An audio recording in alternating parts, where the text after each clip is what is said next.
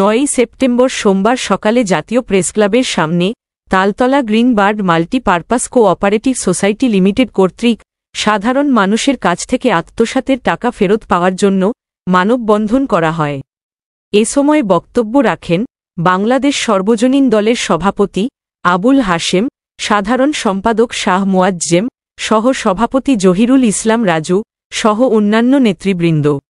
বক্তারা বলেন, Taltala green bird multipurpose cooperative society limited কর্তৃক প্রতারিত প্রায় ৫,০০০ গ্রাহকের মধ্যে গার্মেন্টস কর্মী, ভ্যান চালক, সিএনজি চালক, রিকশা চালক ও বাসা বাড়িতে কাজ করা নিম্ন শ্রেণীর আরও অনেকের কষ্টে অর্জিত জমানো প্রায় ৬০ কোটি টাকা নিয়ে পালানোর সময় গ্রিন বার্ড মাল্টিপারপাসের মালিক মোহাম্মদ আলাউদ্দিন ও তার মাঠকর্মীরা ধরা পড়ে।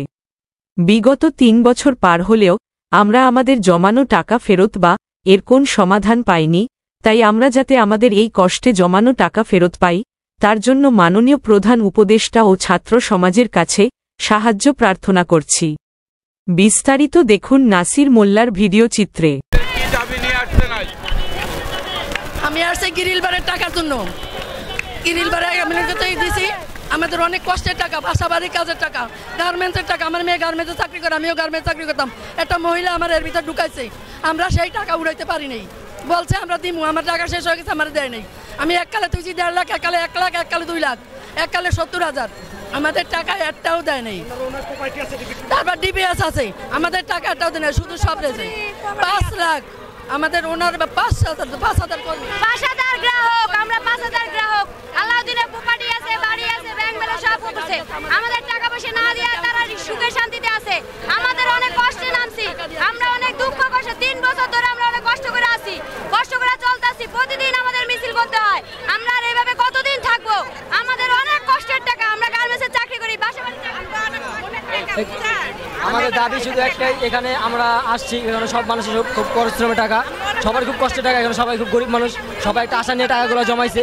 তো আমাদের দাবি শুধু একটাই, আমরা চাই আমাদের টাকাগুলো ফেরত দিক। যাদের স্বামীরা ছাইরা দিছে শুধু এই টাকার কারণে, এই টাকাগুলো আমরা ফেরত চাই। আর এর আগে যখন আমরা আন্দোলন করছি তখন আমাকে লাঠি চালান করা হয়েছে, লাঠি চালান করে আমাকে সরাই দেওয়া হয়েছে, নেতাকে টাকা দেওয়া হয়েছে, পুলিশকে টাকা দেওয়া হয়েছে, যার কারণে আমরা টাকা পয়সা পাই নাই। কিন্তু এখন টাকাগুলো আমরা নামছি কিসের জন্য? এই 15 দিন যাবত যে এখন কোনো ছাত্ররা দালাল নাই, এখন কোনো পুলিশে ঘুষ খায় না। তাহলে এখন এরা দায়িত্ব নিয়ে আমাদের টাকাটা আমাদের ফেরত দেন। এদের বাড়ি ঘর বেচে, রেস্টুরেন্টগুলো বিক্রি করে আমাদের পাওনাগুলো আমাকে ফেরত দেন। আমাদের সবাই আমরা ভালো করে সংসারটাগুলো আবার করতে পারি। আজকে যে আপনারা দাবি নিয়ে আসছেন, কিসের বলে দাবি নিচ্ছেন?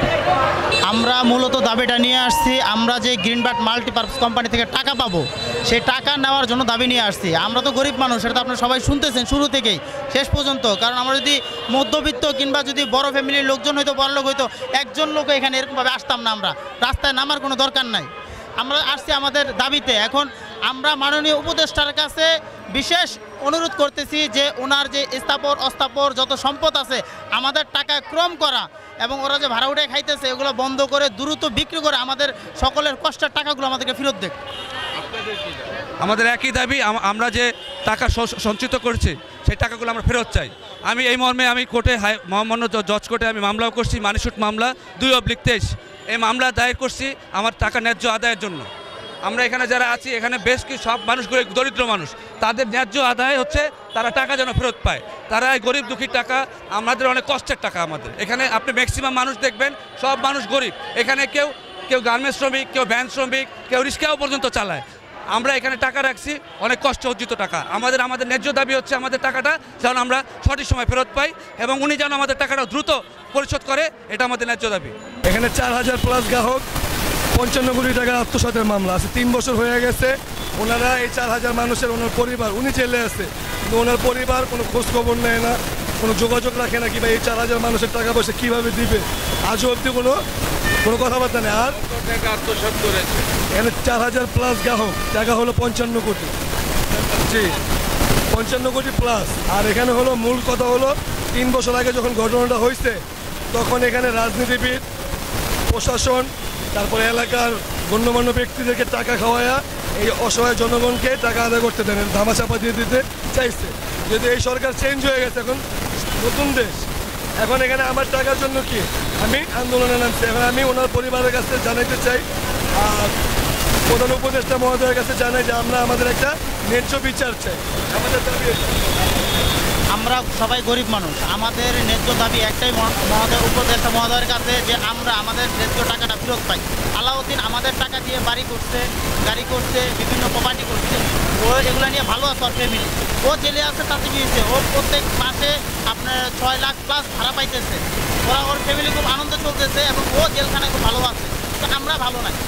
আমরা আমাদের এখানে এমনও লোক আছে ভিক্ষা করে, এমনও লোক আছে বাসা বাড়িতে কাজ করে, গার্মেন্টস শ্রমিক, আপনার ভ্যান চালক। মূলত কিসের টাকা? আমরা ওর একটা মাল্টিপারপাস কোম্পানি ছিল, ওর ওই কোম্পানিতে আমরা জিপিএসের মাধ্যমে কিছু টাকা রাখি এবং এককালীনও কিছু টাকা রাখি। এবং আমাদের যখন টাকাটা দেওয়ার সময় হয়েছে তখন ওর টাকা না দিয়ে নাপাত্তা হওয়ার অবস্থায় তখন ওর হাতে নাতে ধরে আমরা পুলিশের কাছে দিই। দেওয়ার পরে পুলিশের মাধ্যমে বলা হয়েছিল টাকাটা আমাদেরকে নিয়ে দিবে। রামপুরা থানায় যিনি ওসি ছিল উনি বলছিল টাকাটা ব্যবস্থা করে দিবে, কিন্তু উনি এটা না করে ওকে মামলা দিয়ে একের পর এক জোর করে আমাদেরকে মামলা করাইছে। মামলা করাইয়া এরপর ওরে জেলে ঢুকাইছে। তো আমরা মামলা উঠাইছি, মামলা উঠানোর পরও কিন্তু ও বের হইতেছে না।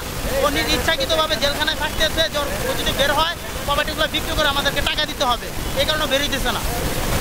আজকে ব্লুবার্ডের মাল্টিপারপাস কোম্পানির দুর্নীতির টাকা উদ্ধারের এবং তাদের গরিব দুঃখী মেহনতি মানুষের এই জিপিএস সঞ্চয়ের টাকা ফেরত পাওয়ার জন্য এই মানববন্ধনের আয়োজকদেরকে আমি আন্তরিক শুভেচ্ছা জানাই। আমি ধন্যবাদ জানাই যারা আজকের এই মানববন্ধনের আয়োজন করেছে তাদেরকে। বাংলাদেশ সরকারের অন্তর্বর্তীকালীন বর্তমান সরকারের কাছে বাংলাদেশ সর্বজনীন দলের পক্ষ থেকে আমি বাংলাদেশ সর্বজনীন দলের প্রেসিডেন্ট মোহাম্মদ আবুল হাশেম আমি জোর দাবি জানাই তাদের এই জনগণের মেহনতি মানুষের রক্তে ঘামানো এই সঞ্চয়ের টাকা অতি দ্রুত বাংলাদেশ সরকার জব্দ করে তাদের যে স্থাবর সম্পদ আছে সেই সম্পদগুলো জব্দ করে জনগণকে ফিরিয়ে দেওয়ার জন্য আমি সেই জোর দাবি জানাচ্ছি অন্তর্বর্তীকালীন সরকারকে। ইতিমধ্যে যদি দুর্নীতি অনিয়ম না থাকতো তাহলে আজকে দেশ স্বাধীন হতো না। ছাত্র আন্দোলনের মাধ্যমে আজকে নতুন বাংলাদেশ বিনির্মাণ হয়েছে।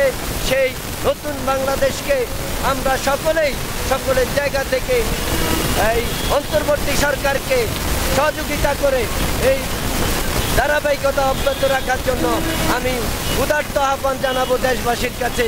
বাংলাদেশ সর্বজনীন দলের পক্ষ থেকে সর্বজাতির অধিকার নিয়ে কথা বলবো। সর্বজাতিকে দুর্নীতি অনিয়ম থেকে নিরাপদ থাকার জন্য এই রাষ্ট্রের বর্তমান দায়িত্বশীল অন্তর্বর্তী সরকারের কাছে আমি উদাত্ত আহ্বান জানাবো। আমি অন্তর্বর্তীকালীন সরকারের প্রতি বিনীত আহ্বান জানাবো, সেই যে অসহায় যে মানুষের খেটে খাওয়া মানুষের যে অর্থ ব্লুবার্ডের সম্পদ জব্দ করে অন্তর্বর্তীকালীন সরকার অবশ্যই যেন এটা অসহায় মানে যাদের প্রাপ্য বুঝিয়ে দেন। প্রিয় দর্শক, এই মুহূর্তে দেখতে পাচ্ছেন জনগণের দাবি যে এখন বর্তমান সরকার ডাক্তার ইউনূস সাহেব আছেন দায়িত্বে প্রধান উপদেষ্টা হিসাবে, তাকে তারা আহ্বান জানাচ্ছে যে এই আত্মসৎকারীর দিকে এই টাকা পয়সা জব্দ করে তাদের টাকাগুলো ফিরিয়ে দেওয়া হোক। এই বিষয়টা নিয়ে আমরা কথা বলে থাকি, লোকজন অবস্থান রেখেছে। তাদেরও একটি দাবি যে এই অসহায় মানুষের টাকা আত্মসৎকারীকে আইনের আওতায় এনে তাদের টাকা পয়সা রিটার্ন করা হোক। তো সেইটা নিয়ে তারা আজ এখানে মানববন্ধন করছে। তো প্রিয় দর্শক, ভালো থাকুন, সুস্থ থাকুন, বাংলা টিভি 71-এর সঙ্গে থাকুন। 60 ফিট এভিনিউ রোডের সাথে লাগানো 40 ফিট রোড ধরে সামনে এগিয়ে গেলেই নতুন ধরার 3 কাঠা ও 5 কাঠার প্রিমিয়াম রেডি প্লট, যেখানে প্রতিটি প্লটের 3 দিকে রয়েছে খোলা জায়গা, যার কারণে বাড়ি করার সময় প্রতিটি ফ্লোরের আয়তন অনেকাংশে বৃদ্ধি পাবে। বাংলাদেশে রিয়েল এস্টেটে প্রিমিয়াম প্লটের এই নতুন অদ্বিতীয় ও অবিস্মরণীয় কনসেপ্ট প্রথম নিয়ে এসেছে নতুন ধরা সম্মানিত ব্যবস্থাপনা পরিচালক ডক্টর মোহাম্মদ সাদিউজ্জামান। আপনার কাঙ্ক্ষিত প্লটটি বুকিং এর জন্য আজই যোগাযোগ করুন।